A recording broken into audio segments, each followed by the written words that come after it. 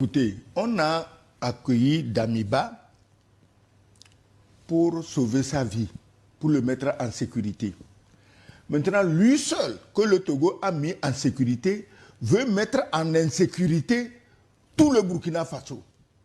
Parce que les listes des gens qu'ils ont fait tuer, les terroristes qu'ils ont positionnés, qui devaient attaquer dès qu'on tue le président, les autres qui devaient venir des pays voisins au sud, tout ça, mais ce serait un bain de sang total.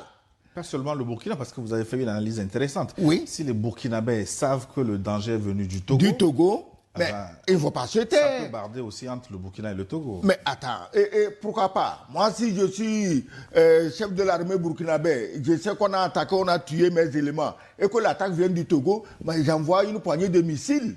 Rien que pour leur dire, mais mes amis, il y a des limites à toutes les blagues. Donc, Damiba est un problème dont le Togo doit se débarrasser. Mais le droit d'asile est régi, hein. On ne prend pas quelqu'un comme ça et puis on l'extrade quelque part. Ça ne se fait pas. Il y a les lois, hein. Si vous demandez aux juristes, ils vous diront qu'on n'extrade pas quelqu'un comme ça. Surtout, on ne peut pas l'extrader dans un pays où on sait que... Il n'y a pas une justice équitable qui est garantie. La justice au Burkina est équitable. Et l'équité de la justice... Je parle de ce que dit la loi. Oui, l'équité de la justice au Burkina demande justement qu'on lui coupe la tête. Parce que lui voulait tuer les gens, on le tue.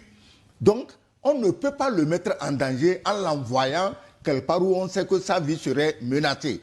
Mais il y a des pays france-africains dans la région, qu'on l'envoie là-bas. Des pays où il aura beaucoup de costumes à porter. Hein? Des pays où il ira peut-être danser de temps à autre à l'Élysée, qu'on l'envoie dans un de ces pays. Parce que nous, je ne suis pas gouvernement togolais, je parle en tant que citoyen togolais, mais tous les Togolais, chacun que nous sommes, nous demandons la paix. On veut être en paix, on veut être dans la sécurité. Et on ne peut pas permettre à quelqu'un à qui nous donnons l'asile de mettre tout le peuple togolais en insécurité. Ça on ne peut pas accepter ça.